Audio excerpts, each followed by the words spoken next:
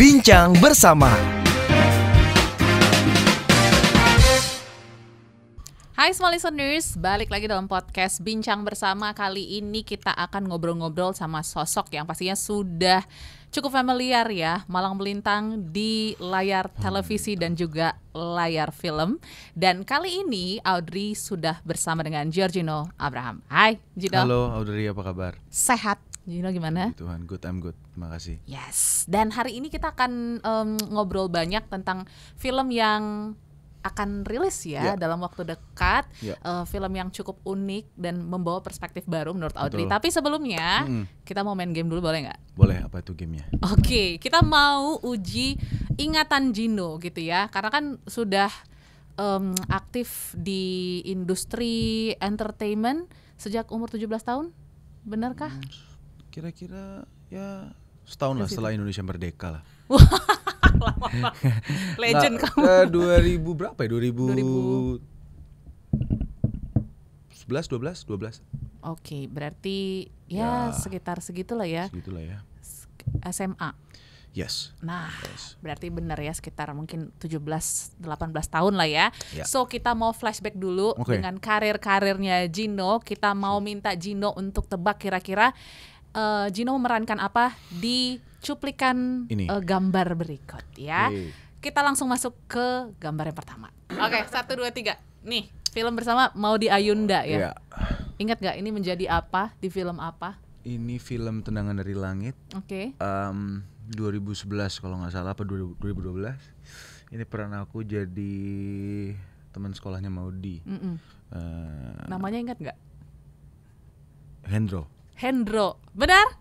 Yeay. 1 poin untuk Gino. Ternyata ingatannya masih fresh ya. Berarti itu awal-awal berkarir juga ya? Ya, 2011. itu filmku yang pertama. Oke, itu film perdana.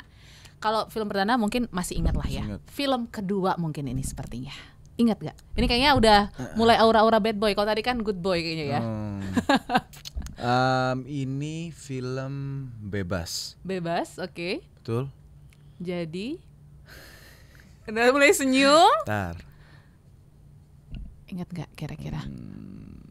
Atau mau kasih clue ya, inisialnya A. Berapa huruf kak? 5 huruf. A. Ariel? Andri? Alan 4 ya. Apa ya? Aduh, bener-bener A. Andri. Kok Andri? Bukan Andri. Andra. Oke. Iya. Ini Andra, karakternya lupa. Betul ya, kayak bad boy gitu ya. Oke, ini di tahun berapa ingat nggak, Gino? 2019. Betul ya? Betul. Masih ingat berarti ya. Next kita ke film yang ketiga. Nah, ini kayaknya anak-anak pinter juga nih. Ada buku, belajar gitu ya.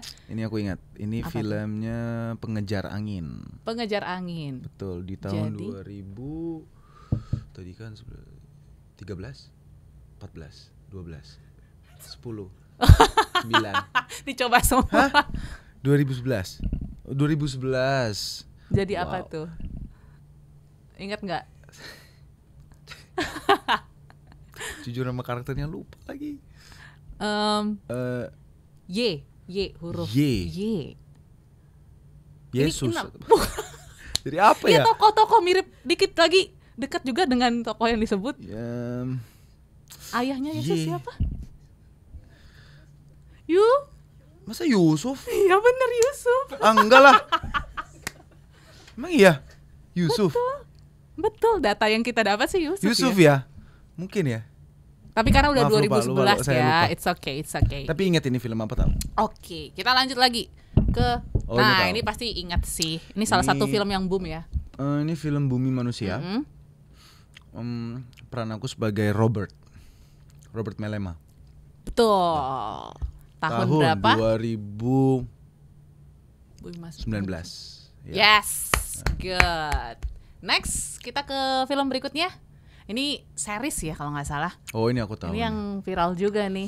Ini di 2023. 2024. sorry. Oke. Ya ini 2025. 2024 jangan salahkan aku selingkuh. Yes. Sebagai Dimas. Oke. Mhm. Yang terakhir ada? Oke. Nggak ada. Ada kan? Ada ya. Ini yang paling fresh kayaknya ya. Ini sih tidak mungkin lupa ini. Tidak mungkin lupa karena ya. ini salah satu project favorit aku juga. Oke. Ini salah satu cuplikan dari film yang akan tayang sih sebentar lagi. Ini karakter aku sebagai satu film ini judulnya Jangan Panggil Mama Kafir. Oke. Sebagai perlu dibocorin sebagai siapa? Perlu dong. Aku sebagai Fafat. Di film Jangan Panggil Mama Kafir yang akan rilis di bulan Oktober ya. Iya, tanggal 16. Nah, sebelum kita bahas ke film ini karena kan tadi Gino juga bilang bahwa ini adalah salah satu project favorit.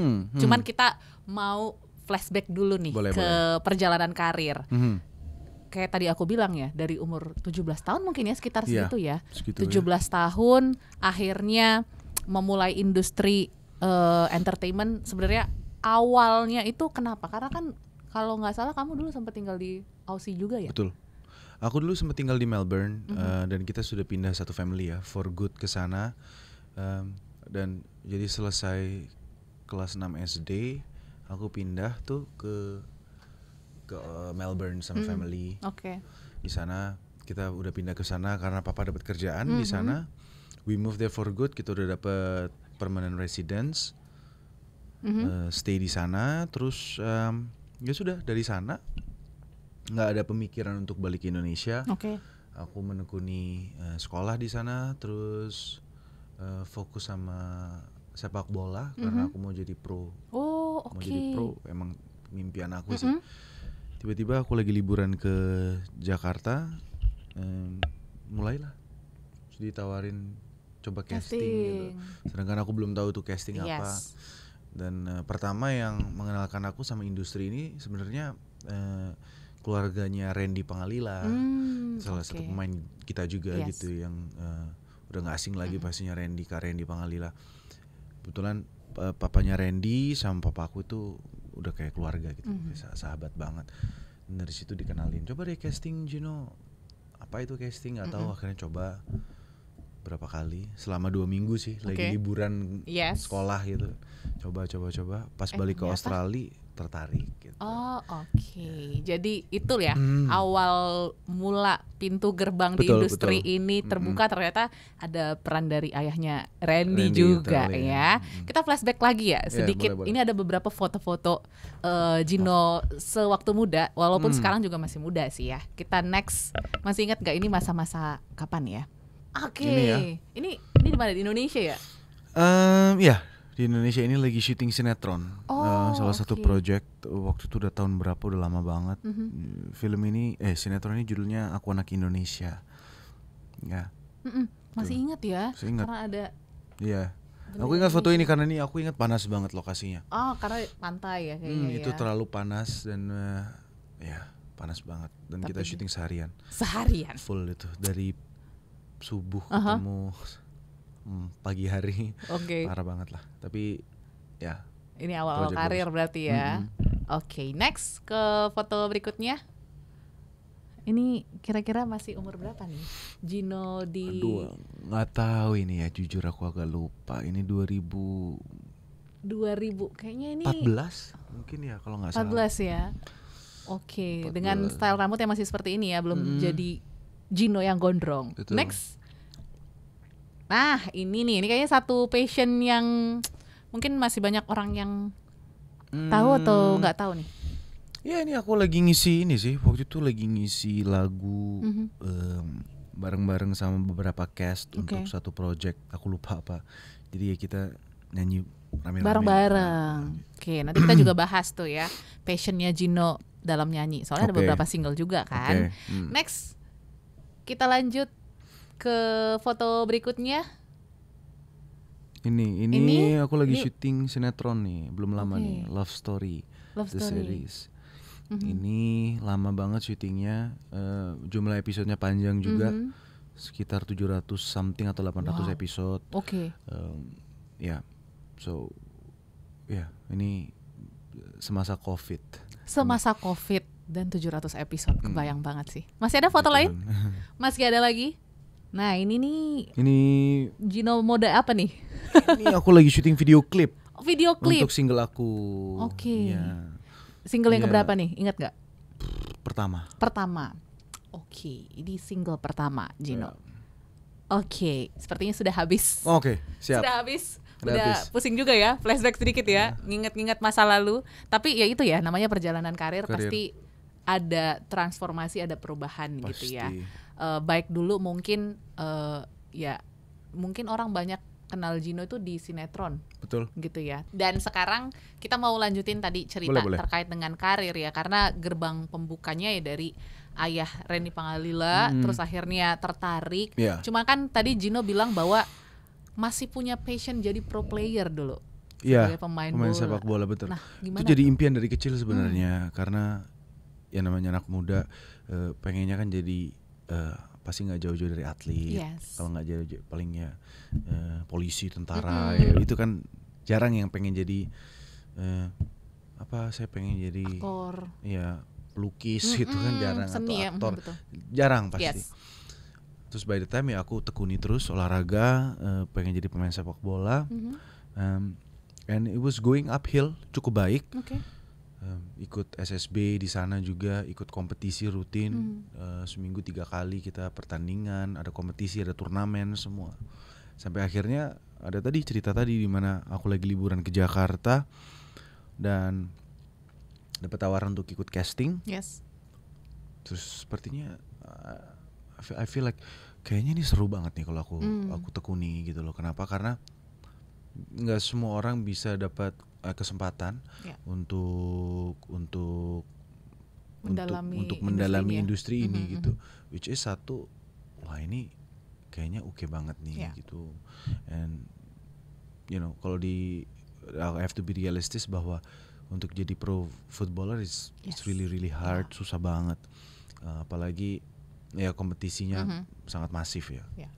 Gitu. Oke. Tapi dulu gimana respon dari mama papa ya? Kan dulu kamu mungkin sudah fokus banget nih ke sepak bola, terus tiba-tiba switching. Dan mungkin harus move ke Indonesia juga di momen itu. Move balik ya ke Indonesia, karena dulu aku tuh tinggalnya di Surabaya. Terus baru ke Australia, terus akhirnya harus ke Jakarta. Karena memang yang ditakutin sebenarnya sama orang tua aku, terutama mama ya, itu karena kita nggak tahu industri ini. Meskipun ada di keluarga juga yang memang di industri juga. Kebetulan om aku tuh vokalisnya band Bumerang. Ya, Roy Jekonia. Tapi itu kan berbeda sama apa yang aku tekuni sekarang gitu. Dan itu cuma hanya maksudnya musik ya. Dia sering tur keluar kota. Sedangkan jarang berada di Jakarta lah ibaratnya kalau penyanyi yang memang tur gitu ya. Tapi untuk stay di Jakarta itu sebenarnya ada ketakutan tersendiri sih sebenarnya untuk keluarga awalnya. Kenapa? Karena mereka pikir ya dunia entertainment industri itu sangat bahaya karena nggak jauh dari narkoba, nggak jauh dari dunia malam, nggak jauh dari godaan perempuan, dan mau godaan perempuan, godaan laki-laki, apapun lah, semua digoda-goda lah kita di sini kan. Ya kita tuh gampang digoda-goda kalau sini. Tapi ya aku percaya sama moral dan yang ditanamkan di aku dari keluarga, ya akhirnya kita jalanin lah gitu loh. Dan it turns out that ya nggak seperti itu gitu. Bahwa sebenarnya itu hanya stigma kan, pikiran orang yang memang seperti itu gitu. Hanya segelintir lah sebenarnya itu. Memang ada, tapi ya kembali ke kita masing-masing. Nggak harus di-entertainkan untuk kita hidupnya nggak benar, untuk kita terjun ke dunia yang lebih gelap gitu. Tapi no, so far sih so good. Dan di awal karir sampai dengan sekarang, kalau Gino sendiri menjalani prosesnya apakah cukup sulit gitu? Mengalami kesulitan juga nggak? Atau justru mungkin kayak ada privilege juga ya untuk akhirnya dapat project-project yang nggak berhenti. Bahkan tadi sinetron pun bisa sampai 700 episode, itu kan cukup panjang banget. Betul. Tapi 700 episode itu kan melewati banyak sekali project-project yang gagal. Yes. Banyak sekali ngelewatin project-project yang memang tidak menyampai 100. Janganlah 700. Okay. Nggak nyampe 100. Semua sinetron aku jarang nyampai 100 episode. Rata-rata tuh 30 episode selesai, 40 episode selesai. Gitu. Ada yang lagi syuting 3-4 episode diudahin gitu. Sedangkan income aku jadi cuma dapat per episode sekian itu. Tiba-tiba di saat COVID lagi ya? COVID nggak ada pilihan, bioskop tutup, nggak ada yang bisa mau nonton. Kita semua nggak ada mau buang uang, spend uang untuk nonton ke bioskop, nggak bisa juga. Ya kan, semua orang yang kerja dirumahkan, at home, ada tawaran masuk sinetron, ya udah aku ambil aja, because I need work, gitu kan, realistis, aku butuh income, aku ambil, and ternyata itu yang jadi sumber berkat buat aku, so ya. Maksud aku, ya aku bersyukur banget gitu di saat orang-orang lagi pada struggling di era COVID, di situ Tuhan kasih rezeki. Oke. Gitu. Dan mungkin tadi Gino bilang bahwa sebelumnya nggak pernah main sinetron dengan episode yang panjang seperti itu gitu ya. Mungkin itu paling panjang. Judul itu tuh nggak hanya 1, 2, 3 sinetron loh. Aku tuh ngerjain sinetron sudah ada 15 sinetron lebih. Hampir 20 sinetron seingat aku tuh dengan judul beda-beda. Dan banyak dari itu tuh yang memang tidak sesuai ekspektasi aku atau sesuai ekspektasi PH dan juga stasiun gitu. It's always under the expectation. Cuman ini tiba-tiba Love Story the Series pecah 700 dan dari situ banyak orang yang jadi apa ya? Aku jadi mengapresiasi gitu loh, bahwa maksudnya sometimes kita bisa dapat berkat di saat kita lagi nggak siap aja. Wah, keren sih. Dan pastinya ketika momen itu datang, itu kan proses mempersiapkan dirinya itu berjalanan, beriringan dengan proses 700 episode itu. Gimana Gino menghadapi itu? Karena kan pasti sebelumnya belum pernah mengalami sepanjang ini episodenya, terus juga mungkin ada capeknya, lelahnya juga di tengah perjalanan gitu. Mau mundur juga nggak bisa. Gitu. Benar. Jadi di saat kita jalankan sinetron Love Story the Series ini, ya udah aku pengen jalan aja. Yang penting mau dapat berapa episode ya sudahlah. Jalan, yang penting aku dapat income terus. Tiba-tiba stabil. Not the best sinetron, ya di momen itu. Tapi selalu menjadi top 3, top 5 sepanjang 2 tahun perjalanan project ini. Selalu it's there, stabil gitu. Akhirnya rutin jalan terus syuting, ya akhirnya wah gila ini gak selesai bro. Capek juga gitu. Maksudnya bukan capek sama dapat uang, tapi capek sama gue gak ada kehidupan. Bolak-balik lokasi 2 tahun gitu loh. Bahkan aku stay di salah satu resort. Karena COVID itu kita biasanya sinetron pulang, kita project apapun kita pulang pergi. Lokasi pulang. Ini enggak, kita dalam 2 tahun, hampir 2 tahun itu kita dikurung di dalam satu resort yang memang enak sekali di daerah Ciawi, Caringin, Bogor sana. Ya bisa pulang, tapi tuh kayak sempat ada waktu kayak bener-bener 2 bulan itu stuck di situ. Sisanya itu ya kalau mau pulang ya dari sana ke rumah gue di Bintaro. Jauh banget. Nggak worth it buat aku pulang pergi, pulang malam, terus pagi harus syuting lagi. Tapi gue mau ke Bintaro, perjalanan 1 jam lebih, terus berangkat juga nanti 1 jam lebih, capek di jalan. Jadi aku paling pulang seminggu sekali, gitu, atau bahkan bisa 2 minggu sekali. Tapi jadi capek, lelah, karena gila rutinitasnya sama. Kru-kru yang aku lihat mereka lagi lebih capek juga ya. Tidur di situ, bangun di situ, pulang syuting yang liatnya mereka, syuting liatnya mereka, pemain-pemainnya itu juga lagi. Jadi habit aku udah kelihatan di mereka, habit mereka juga aku udah tahu banget. Tapi ya akhirnya ketika project itu selesai, emang sedih banget sih, karena ya bagaimana kita ngelepas sebuah rutinitas yang sudah mendarah daging di kita selama 2 tahun. Kita harus goodbye, ini hari terakhir syuting gitu. Ya sempet sedih banget gitu pastinya. Tapi tetap ya, ternyata ketika ending prosesnya dinikmati juga gitu, walaupun kayaknya pasti. Bayangannya susah banget seperti itu. Aku sampai sempat berpikir, aduh kapan nih selesai ya judulnya? Kapan ya selesai? setiap hari nanya gitu terus ya. Iya, dalam diri. Tapi aku selalu reflect bahwa no, ini tuh berkat. Yes. Kamu pengen mengimpikan untuk punya episode yang panjang. Dari berapa tahun kamu berkarya belum pernah dapat. Sekarang dikasih dan lu mau exit. Maksudnya mau, gue pengen dong nongkrong sama teman-teman Sabtu, Jumat, teman-teman, bro di mana bro? Wah gila lu udah syuting mulu nggak selesai kapan kelarnya bro? Lo nggak tahu nih ada tempat baru, ada night club baru, ada bar baru, ada restoran baru, film-film baru yang lagi tayang, aku ketinggalan semuanya gitu loh. Tapi ya berkat itu aku jadi bisa save up gitu loh sama apa yang aku punya gitu. Jadi ya bersyukur pasti. Yes, tetap disyukuri walaupun mungkin prosesnya pasti, adalah nggak nikmatnya. Namanya juga pengorbanan seperti itu. Sampai pada titik akhirnya mungkin ya tadi pintu berkatnya akhirnya terbuka dari di situ, sinetron ini gitu ya. Dan bahkan juga mungkin tawaran layar lebar seperti itu ya. Seperti project yang menjadi favoritnya Gino nih. Iya, dan bisa dibilang bahwa project sinetron itu selesai, tawaran-tawaran itu jadi banjir berdatangan gitu loh. Karena ya like I said, berkat datang kapanpun kita nggak pernah tahu gitu loh. Aku pernah nganggur kosong, nggak ada job selama 1 tahun penuh, tidak ada job sama sekali. Tapi ada juga momen dimana 1 tahun itu banjir job sampai bingung memilih yang mana. Gitu. Tapi akhirnya memilih untuk liburan sama keluarga. Ngerti gak sih? Kayak aneh banget gitu loh. Kayak hal kayak gitu tuh bisa terjadi. Jadi ya sekarang sih aku berusaha menikmati momen-momen yang aku punya. Job apapun ya aku enjoy, dibawa enjoy. Karena belum tentu posisi kursi yang aku punya sekarang bisa aku dudukin terus saat tergeser dan diganti dengan kursi yang lebih baru. Seperti itu.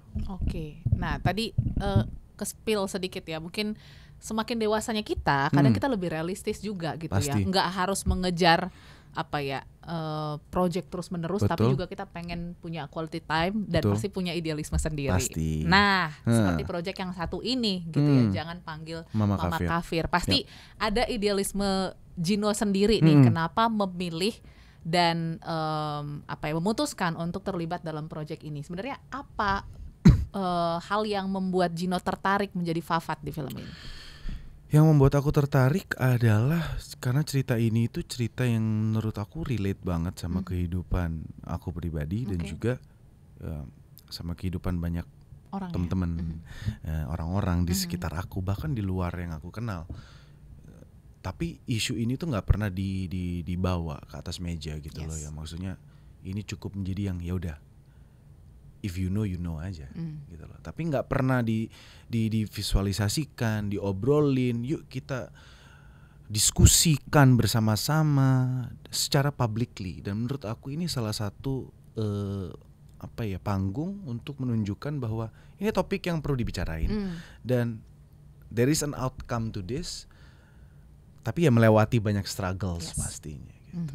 Mungkin semua listeners jadi bertanya-tanya struggle-nya apa, terus juga mungkin isunya apa. So kita bahas dulu gambaran besar cerita dari Jangan Panggil Mama Kafir. So begini, film Jangan Panggil Mama Kafir ini adalah sebuah film drama keluarga, bisa dibilang ya.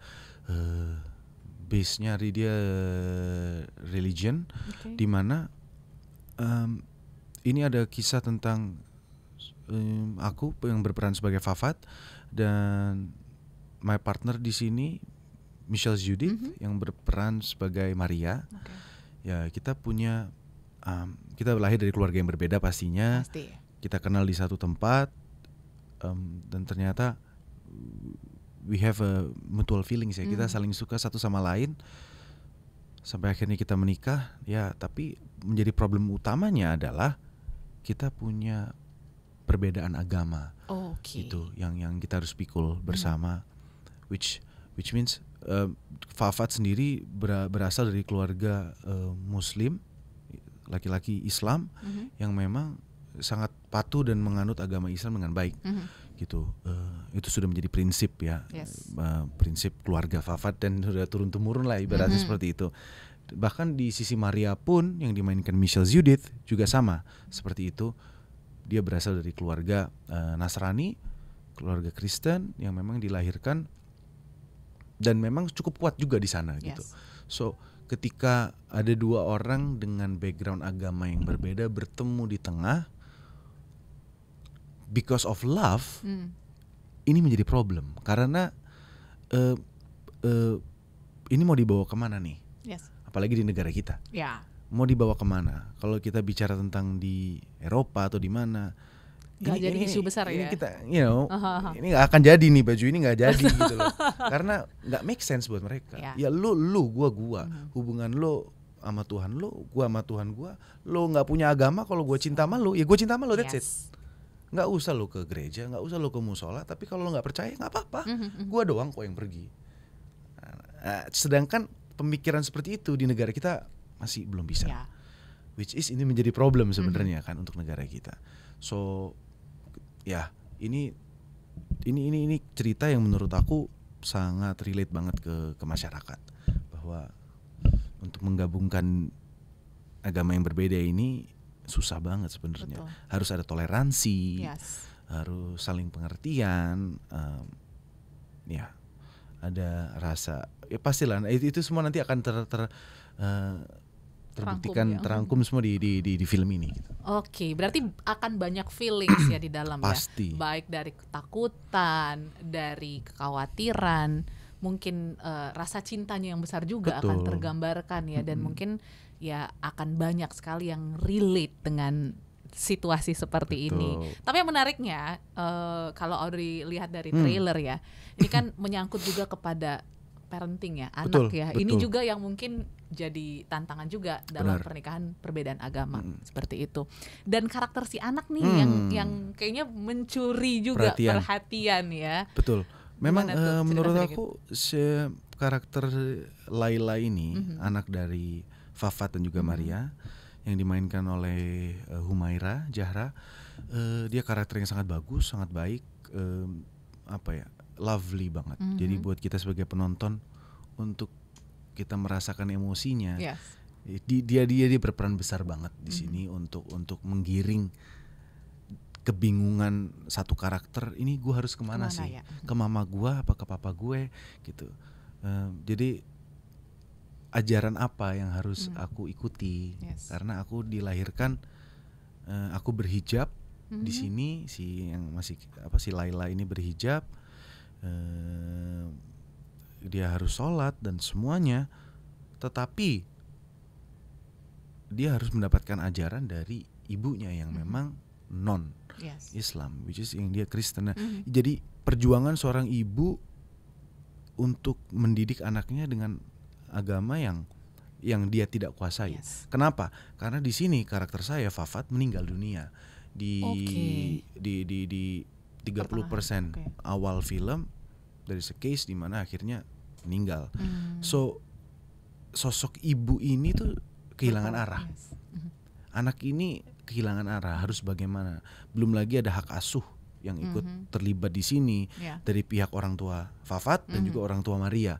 Ini jadi bersih tegang, complicated gitu. Jadi ya itu emosinya di sana sih menurut aku. Jadi ini mungkin hal baru juga ya untuk Gino ya. Untuk aku di industri film dengan isu yang cukup besar dan pasti aku yakin banyak banget yang relate seperti itu. So mungkin kita juga akan tunggu filmnya rilis di Oktober tanggal 16. Boleh dong kasih reason why untuk smart listeners datang ke bioskop. Untuk smart listeners, kalau boleh ditanya misalkan why kalian harus nonton, menurut aku seperti yang aku bilang tadi, bahwa cerita ini tuh relatable banget buat kalian yang mungkin mengalami problema ya, atau case-case yang sama atau similar, ataupun akan mungkin lagi PDKT dengan pasangan lain yang agamanya berbeda.